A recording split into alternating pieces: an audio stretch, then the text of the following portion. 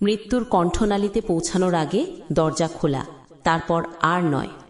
নবী সাল্লাল্লাহু আলাইহি ওয়াসাল্লাম বলেছেন, আল্লাহ তার বান্দার তওবা কবুল করেন যতক্ষণ না প্রাণ কণ্ঠনালীতে পৌঁছে যায়।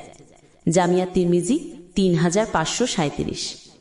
জীবনের প্রতিটি নিঃশ্বাস তওবার সুযোগ, কিন্তু শয়তান আমাদের ভাবে আরো পরে করো, সময় আছে।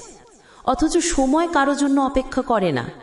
তওবা মানে শুধু আল্লাহ আমাকে মাফ করুন বলা নয়। 4টি ভিত্তি আছে যা সত্যিকারের তওবাকে পরিপূর্ণ করে। 1. পাপ স্বীকার করা, নিজেকে ধোঁকা না দেওয়া। 2. পাপ ত্যাগ করা, তৎক্ষণাৎ, বিলম্ব না করে। 3. আন্তরিক অনুতাপ, হৃদয়ের ভেতর গভীর কষ্ট অনুভব করা। 4. পুনরায় না ফেরার দৃঢ় সংকল্প। এছাড়া যদি কারো হক নষ্ট করা হয়ে থাকে, হক আদায় বা ক্ষমা চাওয়া জরুরি। যখন এই 4 ভিত্তি তৈরি হয়, তখন আল্লাহর রহমতের দরজা পুরোপুরি খোলা হয়ে যায়।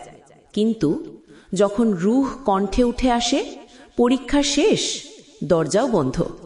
তাই অপেক্ষা নয়, আজই এই মুহূর্তে ফিরে আসুন রহমানের কাছে, কারণ তওবার দরজা এখনো খোলা, আপনার জন্যই খোলা।